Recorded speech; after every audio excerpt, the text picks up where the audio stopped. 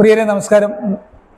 ഇപ്പം എൻ്റെ അടുത്തിരിക്കുന്നത് ഞാൻ പേര് പറയേണ്ട ആവശ്യമില്ല, എവർക്കും അറിയാം, കരുവാറ്റ ജയപ്രകാശ് എന്ന അതുല്യ കലാകാരനാണ്. ഞങ്ങളിപ്പോൾ മനോരമയുടെ സർഗോത്സവം എന്ന പ്രോഗ്രാമിൻ്റെ ജഡ്ജ്മെൻറ്റിന് വന്നതാണ്. കേരള യൂണിവേഴ്സിറ്റിയിലെ മോണാക്കിൻ്റെ വിന്നറായിരുന്നു. അതുകൂടാതെ തുടിപ്പുകൾ കുമിളകൾ എന്ന സീരിയലിലെ നായകനായിരുന്നു. ജയപ്രകാശ് നമസ്കാരം. നമസ്കാരം. എനിക്ക് വളരെ സന്തോഷമുണ്ട് മനോജ്. കാരണം വെച്ചാൽ പുന്നപ്പറയിലെ എൻ്റെ ബാല്യം ഭയങ്കരമായിരുന്നു. മനോജിൻ്റെ അച്ഛൻ, അതായത് ഒരു ദിവസം ഞാൻ ഇപ്പോഴും നമ്മൾ ചേർത്തല ജൂബിലി കളിച്ചുകൊണ്ടിരുന്നപ്പോഴത്തേക്ക് ഞാൻ ദിവസം രാവിലെ അവിടെ വന്ന് ഭയങ്കര തലവേദന. എനിക്ക് ഞാൻ ശ്രദ്ധിച്ച് ഉടനെ മനോജിൻ്റെ അച്ഛൻ പോയി ഒരു കുടമൊക്കെ എടുത്ത് കുറേ പോച്ചയൊക്കെ എൻ്റെ വാരിട്ട് ആവിയൊക്കെ പിടിച്ച് ഈ പായൊക്കെ ഇട്ട് മൂടി ആ സുഖമായിരുന്നു. അതുപോലെ നമ്മൾ എന്തുമാത്രം ഞാനും മധുവും മനോജും കൂടെ എന്തുമാത്രം പ്രോഗ്രാം ചെയ്തിട്ടുണ്ട് ഒന്നും പറയാൻ വയ്യ. യഥാർത്ഥത്തിൽ ചേർത്തല ജൂബിലി കളിച്ചതിനെക്കാട്ട് കൂടുതൽ നമ്മൾ വെളിയിലാണ് കളിച്ചത്.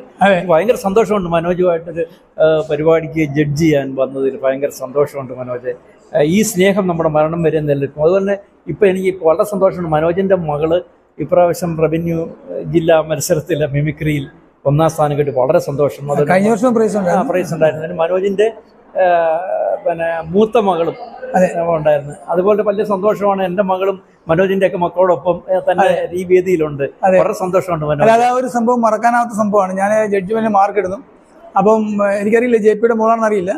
മത്സരിക്കുന്നു, ഫസ്റ്റ് കിട്ടുന്നു. അപ്പം ഞാൻ പറയുന്നു, മോളെ അടുത്ത തലത്തിലേക്ക് പോകുമ്പോൾ എവിടെ വിട്? കരുവാറ്റ. നമ്മുടെ കരുവാറ്റ ജയപ്രകാശ് എന്ന് പറഞ്ഞൊരു കലാകാരനുണ്ട്.